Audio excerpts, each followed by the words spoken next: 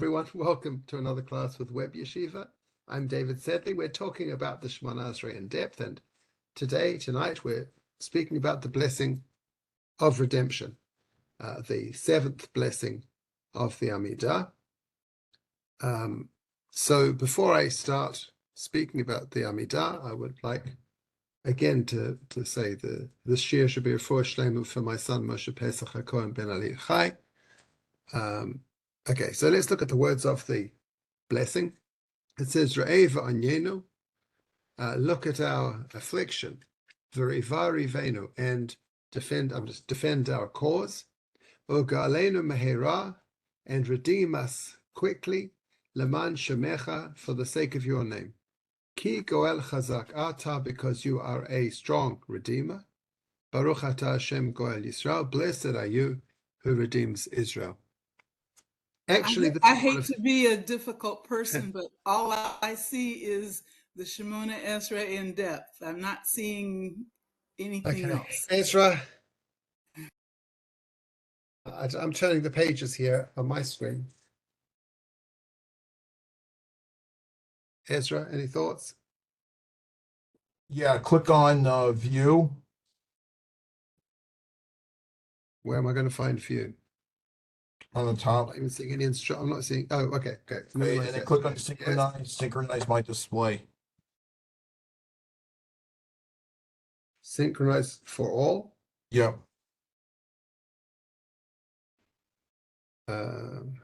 Synchronize my display, and it should show you what page you're on.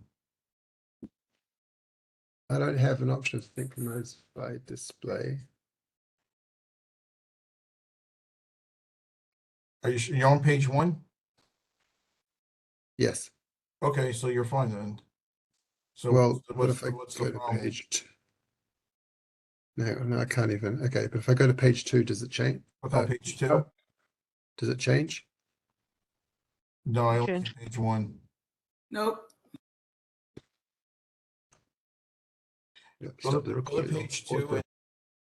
Okay, so this blessing of forgiveness, there's actually 3 blessings that are called the forgiveness. It should be blessing of redemption. I'm sorry. I put the right words, the wrong header. There are 3 blessings that are called the blessing of redemption. One is the 7th blessing of the Amida. One is the blessing before, the blessing after the Shemoneh Esrei, before the Amida, which ends Gal Yisrael. And the third one is on Seder night. We say a blessing, also Gal Yisrael. So just obviously to clarify, I'm speaking about the blessing of redemption in the Amida. And if you turn the page, Ezra, please.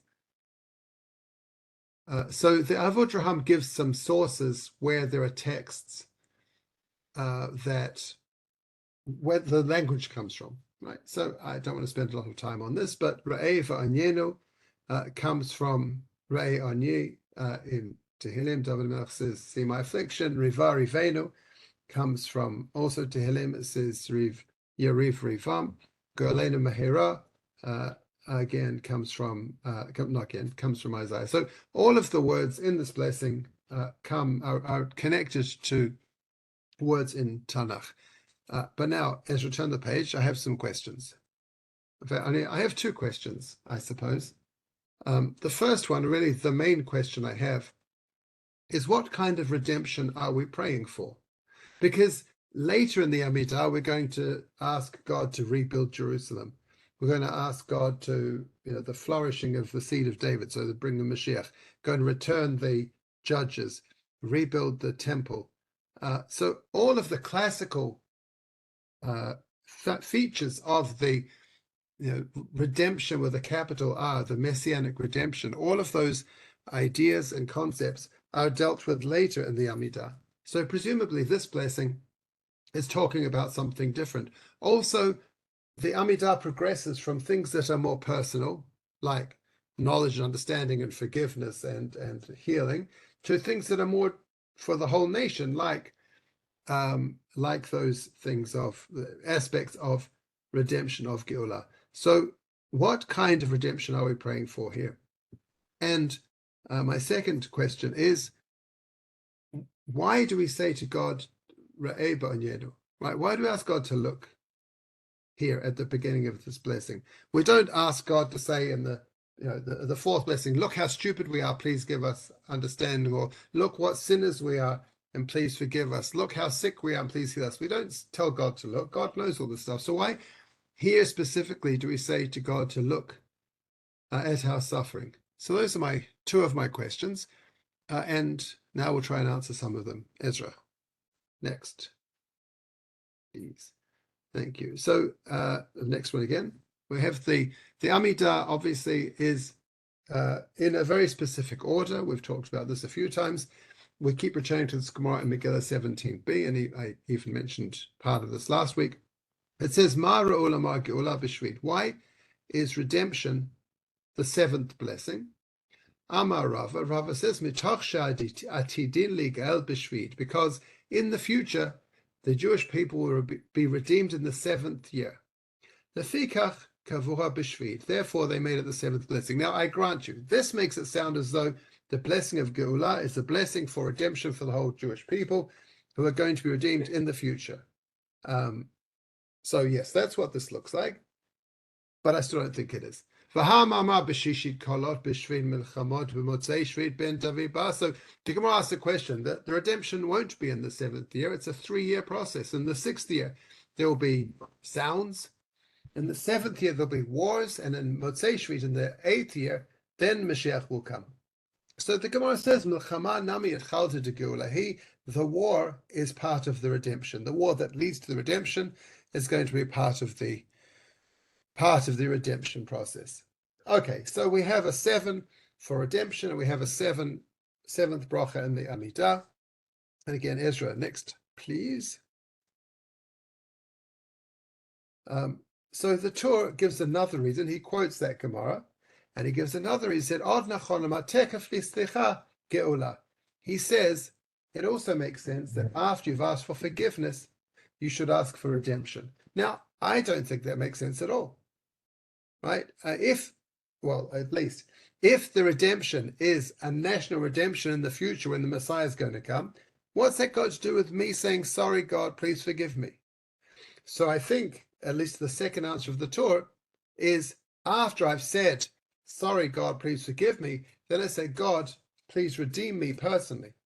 Right? It's connected to my prayer for Sticha, then comes my prayer for Geulah. In other words, when we ask God to forgive us, we add in not through suffering.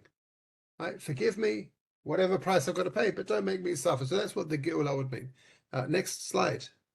It's really exciting because I can't see what's coming up. Normally I can see on one screen what the next slide is going to be. And here I just have to guess because I don't remember all 43 slides.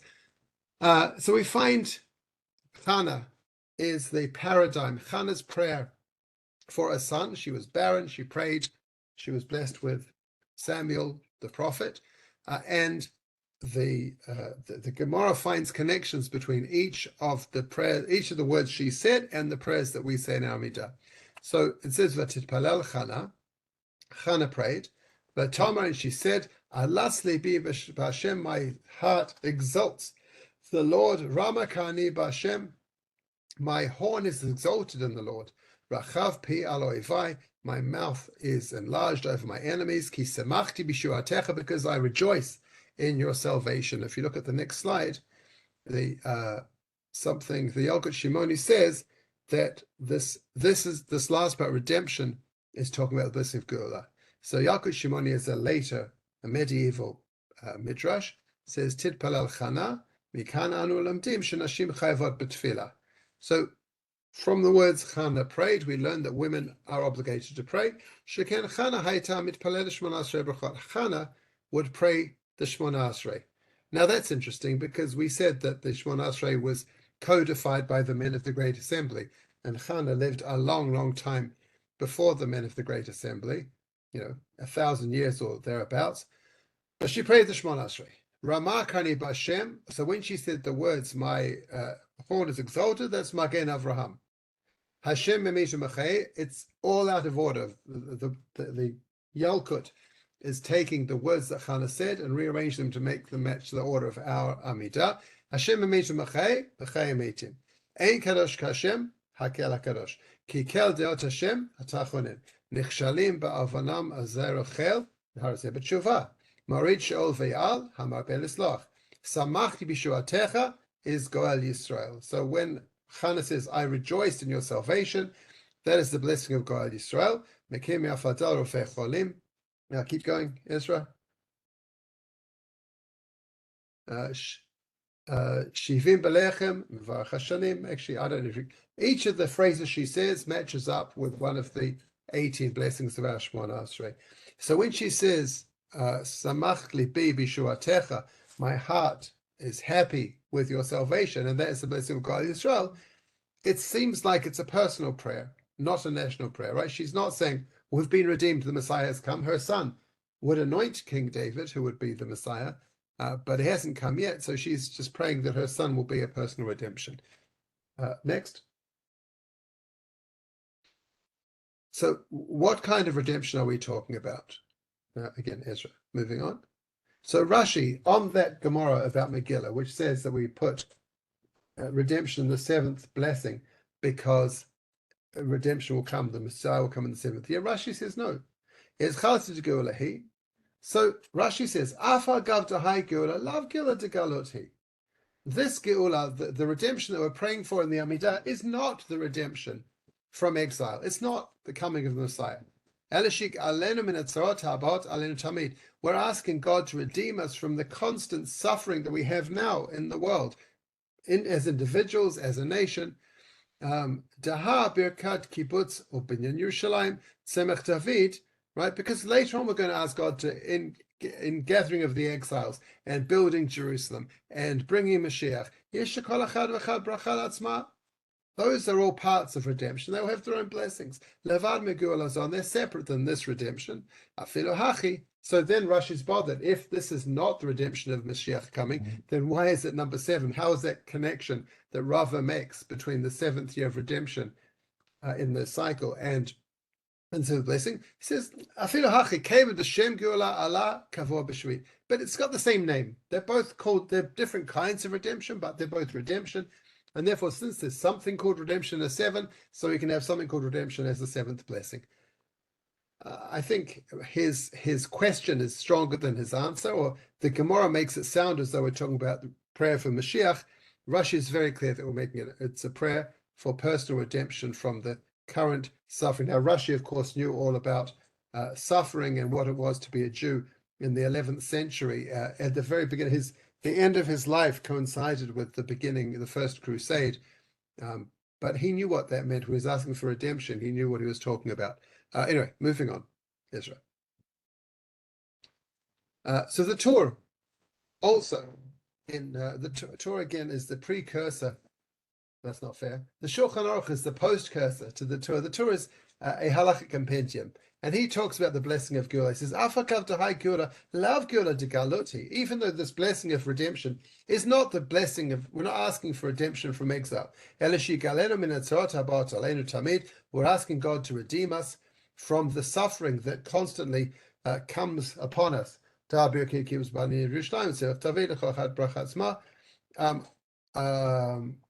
Right, so the same as Rashi said, that we have all the blessings of redemption, national messianic redemption later on. Right? Same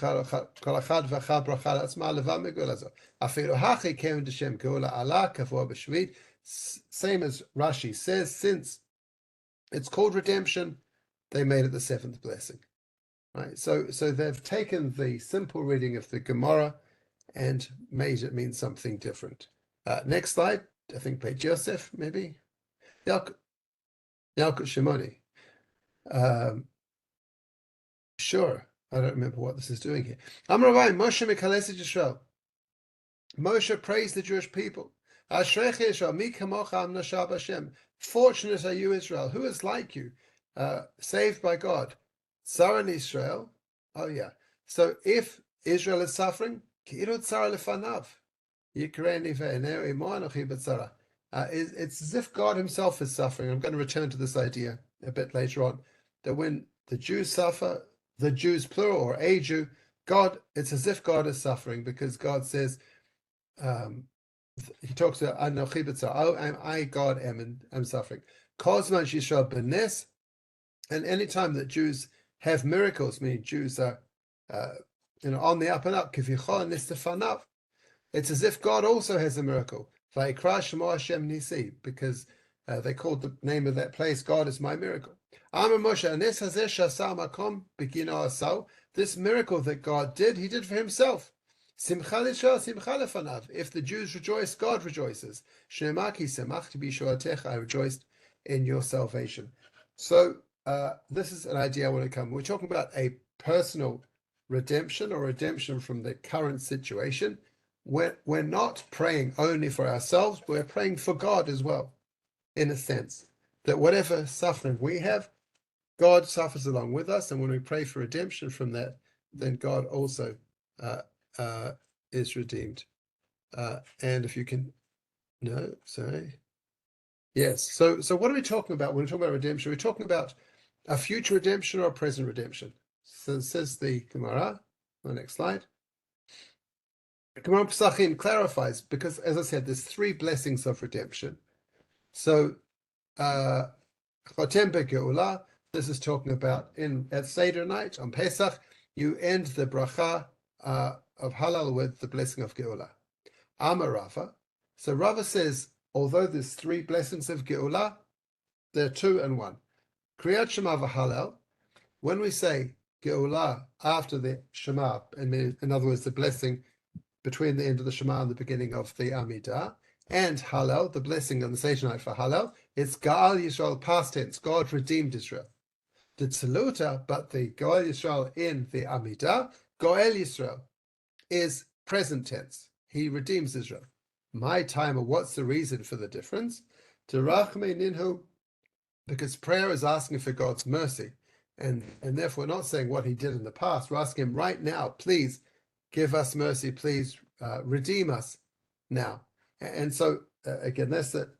We're not talking about a future redemption. We're not talking about a past redemption. We're praying for God to redeem us right now from the situation, whatever situation. All of us are, suffering to some extent, trapped to some extent, have difficulties, and we're asking for ourselves and for the entire nation and the entire world for redemption from those issues. But we're not necessarily asking for Mashiach to come. Ezra. So Rashbam, right? Because there's no Rashi on the last chapter of Pesachim. So Rashbam explains, when we pray, we're praying for the future. So I don't agree or disagree, because this is the Rashbam. Who am I? But Goel Yisrael is present tense. We're not praying necessarily for the future, or at least the way I understand Rashi and the Torah, we're not praying for a future, we're praying for right now. Next slide. So when Rava says that the 7th blessing is because the Messiah will come in the 7th year, let's just look at that Gemara, two slides on that Gemara that talks about the final redemption, the messianic redemption. Gemara in Sanhedrin, which is called Perek Chelek, which has lots of philosophical ideas and lots of messianic ideas. And so here it talks about the how we'll know, basically. How will we know when the Mashiach comes? What is the lead up to Mashiach coming? Tana Rabbanan, it's taught in the Braita. Shavua Sheben David Ba, so the 7-year cycle where King David, meaning Mashiach, is going to come. So Shana Rishana Mitkei Mikra, they're the first year of that 7-year cycle. We will have the fulfillment of the verse, V'imtarti al ir achat v'al ir achat lo amtir. Rain will fall on one city, but it won't fall on another city. There'll be 2 cities, one next to each other. One will have sufficient rain, and one will not. And then the 2nd year, Shne'ah chitzei rav mishtalchin. The arrows of famine will be sent out, will be fired. Shlishit rav gadol umitim anashim v'nashim v'taf. The 3rd year is going to be a terrible famine, and men, women, children are going to die. Chasidim anshe ma'aser v'tomish tekachel melomdeha. And also the pious people are going to die, and the Torah will be forgotten from those who learn it. Berevi'it, in the 4th year, Sova, ve'ena sova. It's going to be plenty and not plenty, or they translated here, there'll be some food, but not a lot of food. Okay. Then Chamishi, the 5th year, Sova Gadol, v'achlim v'shotim l'semchin v'tad achazeret lelomdea. The 5th year is going to be so much food. There'll be plenty of food. Everyone will eat and drink and be happy, and the Torah is going to return to those who learn it. B'shishit, but in the 6th year, kolot, there will be voices, sounds, thunder. I don't know how you translate kolot. B'shvit milchamot, in the 7th year there'll be war. But Motzei Shvit ben David Bain, and Motzei Shvit, the year after the 7th year, King David will go, the son of David will come, the Messiah will come. That's how we know when Mashiach comes, because we'll have the 7-year cycle. We'll see exactly where we are in the cycle, and we'll know then Mashiach has come. I know this contradicts what we say, that I believe Mashiach can come, every day, right? If you say, well, he can't come today because I haven't had the previous 7 years as predicted, that's a good question. I don't have to answer it because there's different approaches to Mashiach. But according to this Gemara, we have a 7-year cycle. At the end of that period, Mashiach will come. Now, before you start predicting Mashiach and saying, oh, this famine and this plenty and this war and this whatever, turn the page, Ezra, because it's not quite so simple. Rav Yosef says, what do you mean? Ha-kamashvit dahavaken vela'ata. We've had this many times. We've made these predictions. We've seen this 7-year cycle with all the things, just like you've written, just like you said, and Mashiach still didn't come. So what's going on? Rabbi says, we haven't had exactly right, because b'shishit kolot b'shvid milchamot mihava, did you have these voices in the 6th year and then a war in the 7th year?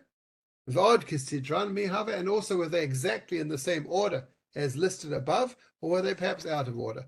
So Rav Yosef is saying, I think, don't use this to predict. This is not a reliable way of predicting when Mashiach is going to come. And Abaye says, don't question the bright is accurate, but we don't know how to interpret or understand it. We keep pointing to things and saying, oh, this is a sign of Mashiach, when in fact, you can't rely on this sign because we don't know what kolot means, and you're never going to have it exactly the same as listed in the order as listed.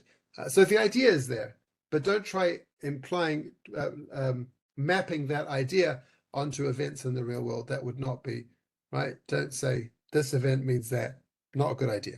Okay, so that's when we're talking about the 7th year and the 7th blessing. We're talking about this idea that there's a series of events that will happen before Mashiach comes, but we're also not talking about that because we're not talking about the messianic redemption, but rather redemption in the present tense from what's going on. Next slide. And I think also the next slide. So why we're asking to be redeemed from suffering, but suffering serves a purpose.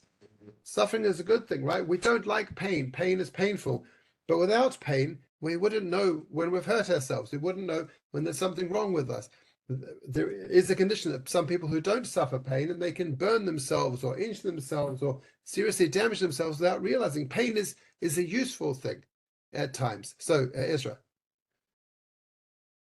the Gemara in Brachot says, in fact, Rishon Bayachai Omer, Rishon Bayachai said, Shalosh Masnot Tovot Natana Kodesh Baruch Hu Yisrael. God gave 3 precious gifts to Israel. But all 3 were only given, or only received, through suffering. For Elohen, and they are Torah, Eretz Israel, V'Olam Haba. Torah and Israel, the land of Israel, and the world to come. So if we're suffering, that's a good thing, because we're going to get those gifts at the end of it. Or without the suffering, we wouldn't get the gifts. So when we ask God to redeem us from our suffering, are we saying we don't want those gifts? Next slide. More Gemaras and Brachot. So I've got a few slides of this Gemara here on Daf Hey. Rabbi Chia bar Abba Chalash. Rabbi Chia bar Abba was sick. Al legabe Rabbi Yochanan. Rabbi Yochanan, who was his teacher, went to visit him. Amarle, and he said to him, Chavivan alechi yisurin, listen, you're in a lot of pain. You're sick. Are you enjoying the suffering? Meaning, if you suffer now, you're going to get a reward down the line, in the future, in the present, I don't know what. So these suffering serves a purpose. Are you enjoying this suffering? Amar le lo hen v'lo scharan. Rabbi Chia says, I don't enjoy the suffering, I don't want the reward. I'm prepared to forego the suffering and forego the reward. Amar le, so Rabbi Yochanan said, then havli yadech, give me your hand. Yahiv la yadeh, so Rabbi Chia gave Rabbi Yochanan his hand. V'okmei, and Rabbi Yochanan cured him. Next slide. A similar story. Rabbi Yochanan chalish. So now the teachers become sick. Rabbi Yochanan is ill. Ala gabi Rabbi Chanina came to visit him. Amar le, he said, Chavivan alech yisrin, are you enjoying your suffering? Amar le, lo hen v'lo scharan, I don't want the suffering and I don't want the reward. Amar le, so Rabbi Chanina said, Havli yadech, give me your hand. Yav le yadeh, Rabbi Yochanan held Rabbi Chanina's hand, v'okmei, and Rabbi Chanina cured him. So now the Gemara asks on the next slide, asks the obvious question. If Rabbi Yochanan can cure people who are sick, look him Rabbi Yochanan lavshay. Why do you have to wait for Rabbi Chanina to come and visit? Why didn't he cure himself? Amrei. So they said, Ein chavush matiratz ma beita asurim. A prisoner cannot free himself from jail. Right? The key's on the outside. So Rabbi Yochanan can cure other people, but he can't cure himself. Next. So now, a similar but different story. I guess so when we're praying for Geulah Yisrael, in a sense, we're saying, God, we don't want the suffering, redeem us from our suffering, but we're also a little bit saying, and we don't mind missing out on the reward that we're getting for that suffering, which is a strange thing and not something I've really thought about while I was praying in the past. Now the Gemara continues with another sick person. Rabbi Elazar chalash. Rabbi Elazar got sick. Also Rabbi Yochanan's student. Rabbi Yochanan came to visit him. Rabbi Yochanan saw that Rabbi Elazar was in a dark room. He didn't have enough money to pay for candles. The room was dark. So Rabbi Yochanan rolled up his sleeve, and he was so shining white, so luminous and radiant, nafal nohora, that the room was filled with light. So now Rabbi Yochanan can see by the light of his arm, and he sees that Rabbi Elazar is crying. Rabbi Yochanan says to Rabbi Elazar, why are you crying? Are you crying because you didn't learn enough Torah? We know, we've learned. It doesn't matter if you learn a lot or you learn a little. As long as you direct your heart to heaven. Are you crying because you're about to die and you don't have a lot of food? You're not rich? Not everyone can be rich. Not everyone has 2 tables. Are you crying because you don't have children? So Rabbi Yochanan pulls out of his pocket a bone. He says, Din Gamed Asirai Bir, this is a bone from my 10th son. I've buried all my children. And this is all that's left of my children. So why are you crying? Next slide. Amarle, Rabbi Elazar says back, Lahai shuf de bale ba'afrika bachina. I'm crying because you are so beautiful, so radiant, and your body. I'm not crying about me dying. I'm crying because you're going to die, and your body is going to be swallowed up by the earth. Amarle, Rabbi Yochanan says, Al da vadai kabachi. That's a good reason to cry. Or bachu tavaihu, and they both cried together. So Rabbi Yochanan is telling Rabbi Elazar that whatever he's suffering in his life, whether he's suffering physical suffering that prevents him from learning Torah, or mental suffering, or intellectual suffering, whether he's suffering because he didn't have enough money, whether he's suffering because he didn't have the family he wanted, those aren't reasons to cry. Those are just things that happen, or those are things that's part of the world. So I guess I'm coming back to my question. According to that, why are we praying for Geulah Yisrael? Why are we praying for God to redeem us from our suffering, if suffering fundamentally is a good thing and not a reason to be upset? Ezra. So, Adahachi, while they're talking, Amalei Chavivan Alechi Yisrina, you're enjoying your suffering. Amalei Lohem Velos Chan. Rabbi says, no, I'm really not, and I don't want the reward. Amalei Havli Yadech. Rabbi Yochanan said, give me your hand. Yav Le Yadeh Ve'okmei. He gave him his hand and he cured him. Great, we've heard that story before. Next. So here's the thing that I alluded to earlier with that Yalkut, that when we're suffering, And when we're praying to not be suffering, when we're praying for redemption, maybe we're doing it not for ourselves, but for God. That when we're suffering, God is suffering. So look at these next sources, Ezra. Amarava v'temer of Chisda. So here we have a series of different approaches, and I'm not trying to build a unified theme about the purpose of suffering, but Rava says, or Rav Chisda says, now I don't think there is a unified plan. I think each Amora had a different view of suffering. But anyway, Rava says, or Rav Chisda, Im ro'eh adam she'yisroim b'ayin alav, if somebody sees that bad things are happening to him, yifashfesh b'ma'asav, he should examine his deeds. In other words, as Eov's, as Job's friends said to him, if you're having bad luck, if bad things are happening, you must have sinned. Now, the book of Job, Eov, is written entirely to disprove this thesis. But nevertheless, if a person has things that are going bad for him, he should examine his deeds. Shemoneh, because it says in Eicha, let us examine our ways and examine them and return to God. But then Rava says, Pishpesh v'lo matzah, if you did examine your deeds and you still didn't find anything you've done wrong, yitleh b'bittul Torah, then you can assume you haven't been learning enough Torah. You must have been wasting time and not learning Torah. Shneimar, Ashrei hagever she'er tiyasrena, ya'u mitorat chat lamdenu. Fortunate is the man who is for whom God causes suffering and who he learns his Torah. Next. So, I guess my heading, I didn't want to go there. Sorry. Okay. So maybe there's a purpose to our suffering. Look on the next slide.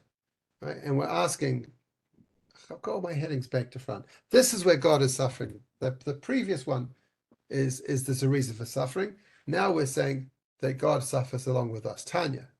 Am Rabbi Yossi. So a writer says that Rabbi Yossi said, Pa'am achad hayiti malech b'derech. One time, I was walking along the road on a journey. ונכנסתי לחורבה אחת מרחובות ירושלים להתפלל. And I wanted to pray, and I didn't want to stand in the middle of the road to pray, so I went to one of the ruined buildings at the side of the road in Jerusalem. It's one of the ruins of Jerusalem to pray. So Elijah the prophet came and guarded the doorway for me. He waited for me until I finished praying to protect me. After I finished praying, Amar li, Eliyahu, Elijah the prophet, said to me, Shalom Alecha, Rebbe. Hello. V'amarti lo, I said to him, Shalom Alecha, Rebbe or Mori. Hello, my rabbi and my teacher. V'amar li, and then Eliyahu said to me, Bincha, my son. Why did you come into this ruined building? Amarti lo, I said, Leitpalel, because I needed to pray. V'amar said, Hayalach palel b'derech. So Elijah says, you should have prayed on the road. Why are you praying in a dangerous, condemned building? Amarti lo, mitzirah hayiti. Rabbi Yossi says, I was afraid to daven in the road. Shema yafsiku bi'ofrei darachim. Maybe I'll get run over.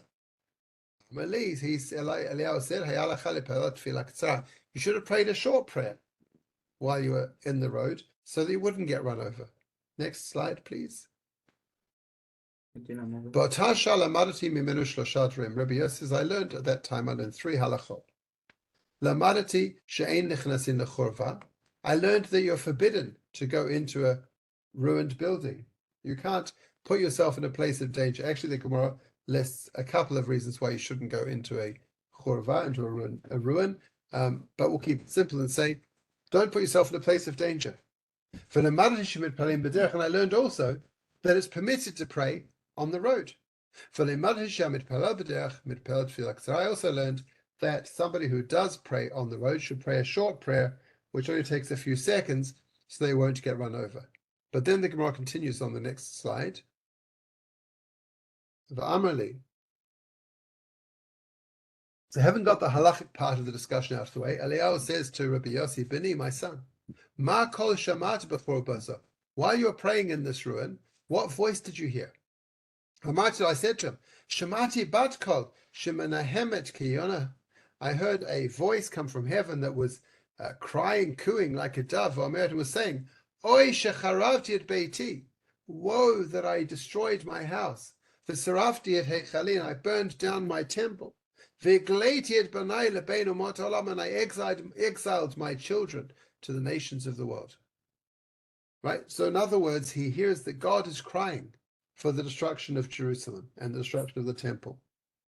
Amarli, Eliyahu says to Rabbi Yossi, Chayecha v'chay roshecha, by your life and the life of your head. Lo sha'azor bilvad omeret kach. This is not the only time that God says this. Ela b'chol yom v'yom shalosh pa'amim omeret kach. God says this every day, 3 times a day. God says this, that woe to me that I destroyed my temple. V'lo zo bilvad, and not only that, when Israel go to shuls and the Beit Midrash, and they answer, Yehei Shmei Gadol Mevorach, right? They answer the Kaddish, Yehei Shmei Rabbah, HaKadosh Baruch Hu Menaneh Brosho, God nods his head. V'omer, he says, Ashrei HaMelech Shemekaltzin Oto Beito Kach. How fortunate is the king who is praised in his house like this. And what kind of father would exile his children? Woe to those children who were exiled from the table of their father. So God exiled us. God destroyed the temple, or allowed the temple to be destroyed. And God is suffering. So when we ask for redemption, we're also redeeming God. Next slide, please. Here's a different version of that same idea, that human suffering is reflected as divine suffering. So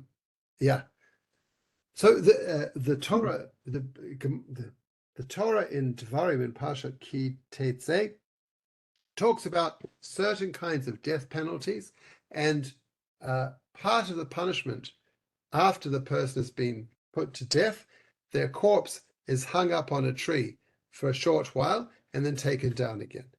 And it says that you should not leave the body hanging there overnight. It says Ki kilat Elokim taloi, because the curse of God is hanging.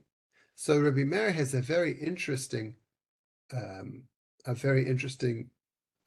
drasha on this. Rabbi Meir says, B'shasha Adam mitzta'er, when a person is upset, when a person is suffering, Shechina ma lashon omeret, what does God say? What does the Shechina say? Kalani meroshi, kalani mizroi. My head hurts, my arm hurts, I'm worried. Im ken hamakom mitzta'er al daman shirishayim shnishbach, and if God is so upset about the blood of the wicked that is spilled, how much more so is God bothered by the blood of the righteous that is killed? Again, when humans are suffering, then God is also in pain. Kiviyachol, right? Whatever that means. Next slide. The Gemara Kanhinch Sanhedrin. One of my I've been puzzling about this Gemara for 30 plus years. Tanya, again, Rabbi Meir says, Mashlo mashal lema davar domeh. He says, here's an analogy about why you have to take down the body of the convicted, the condemned man who's been put to death. You hang up his body for a short while and take it down again, his or her, right? Why don't we leave it hanging on the tree overnight? Here's the parable, an analogy. L'shnei achim te'omim be'ir achat. It's like 2 identical twins who live in the same city. Echad minuhu melech, one of them becomes the king. Ve'echad yatza le'listiyut, but the other one becomes a highway robber, a bandit. Tzivah hamelech v'taluhu. So the king says they catch this bandit, they've got to kill him, hang him up, because he's a bad dude. So they caught the bad guy, they hung up his corpse on the wall. Kol haroyato omer hamelech talui. So anyone who sees him there says, oh, the king has been hanged. It wasn't the king, it was the identical twin brother. Tzivah hamelech v'horiduhu. So the king commanded they take down the body so that people don't get confused between the twin brother and the king. And this has bothered me for 30 plus years, because that's the mashal as a parable. But the nimshal would mean that if a human is hung on a tree, people would look at that person and say, oh, that's God who's hanging there, which implies that God has some kind of physical body that looks like a human body, which I was always taught is antithetical to Jewish belief. And yet Rabbi Meir says that. So that was a puzzle I've had, and I made some steps to understand. I'm not going to go there now, but my point is that when a human suffers, even when a person is punished for the crimes they've done, God is also suffering. It's a chilul Hashem. People think that God is in some way suffering, or that God has done something wrong. When bad things happen to a person, people say, God's not doing his job properly. So when we pray for redemption from whatever's going on in our lives, what we're also saying is that we want to have a Kiddush Hashem. We want good things to happen to us, because then people will say good things about God. Next slide. Okay, so I just want to give an example, a terrible, tragic example of the kind of suffering and the kind of chilul Hashem that happened in the Rindfleisch massacres. You may have heard of these. If you go to the next slide, I just copied this from Wikipedia. In fact, this is the whole Wikipedia page.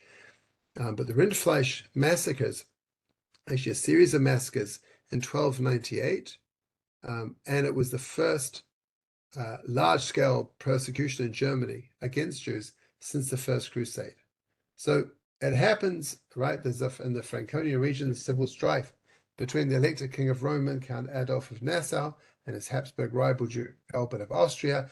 I can't keep track of everything going on in Prussia or Germany in the Middle Ages. It's too complicated, but whatever happens, normally the leaders are protecting the Jews, and here there's no one to look after the Jews.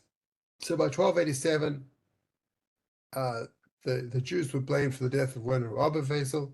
About 500 Jews were killed in revenge, followed by a series of blood libels. They didn't kill him, but they were, blamed.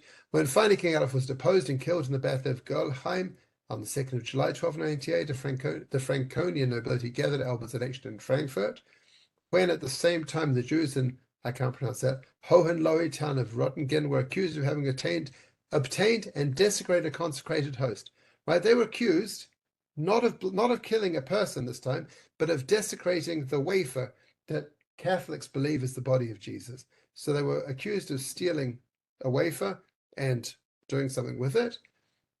So because of that accusation, someone called Lord Rindfleisch is either a knight or probably a butcher, gathers a mob and burned the Rottingen Jews on April 20th. And then he said he had a mandate from heaven to avenge the sacrilege and exterminate the Jews. He went from town to town, killing. This is a classic pogrom, killing everyone they could get, all the Jews they got their hands on, in Rothenburg, Würzburg, Bamberg, Dinkelsbühl, Nordlingen, Forchheim, Nuremberg, and they just murdered the Jews everywhere they went, and a total 146 communities destroyed, and somewhere between 20 and 100,000 Jews were killed. And among those Jews who were killed was Mordechai ben Hillel, who was a student of the mayor of Rothenburg, Maharam Rothenburg, who wrote the commentary, the halachic commentary that's printed in the back of the Talmud called the Mordechai. He, along with his wife and children, were destroyed in these pogroms. Eventually, Rindfleisch was maybe this is true. Rindfleisch was arrested and hanged, but then, having been murdered, the Jews who survived that were then required to pay fines to the king for having destroyed the cities. So here we have a classic suffering, a classic example of huge national tragedy. 146 Jews of 146 towns, 100,000 Jews murdered in the space of less than a year, and among them one of the greatest rabbis of that period, the Mordechai. So that is a tremendous chilul Hashem. Anyone who says, how could God let this happen? Which is partly why the Christians were murdering the Jews, to show that they were stronger and better their God was better than the Jewish God. So when we pray for this not to happen, right, we're really also praying for for Kiddush Hashem, so that our suffering won't be reflected as and blamed on God. Okay, last little section, I think. I just want to talk about the redemption from Egypt and the problem of praying for redemption. Now, if you go to the next slide, which I think is the last slide, but I'm going to talk a bit. So here we find in the same Otzar Midrash that I quoted last week, when the Egyptians made the lives of our ancestors bitter. Amar Kadosh Baruch Hu ve'ga'alti etchem. God said, I redeemed you. Miyad patchu malachei Asher v'amru. Immediately the angel said, Baruch atah Hashem Goel Yisrael. They recited this blessing of the amida. So the seventh blessing of redemption is, according to this midrash, connected to the redemption from Egypt, right? In the same way that that both the Gal Yisrael before the Amida, after the Shema, and Gal Yisrael in Seder night are connected to the redemption from Egypt. Now, the Jews were supposed to be in Egypt for 400 years, right? God says to Avram at the covenant between the pieces, Yada Teda ki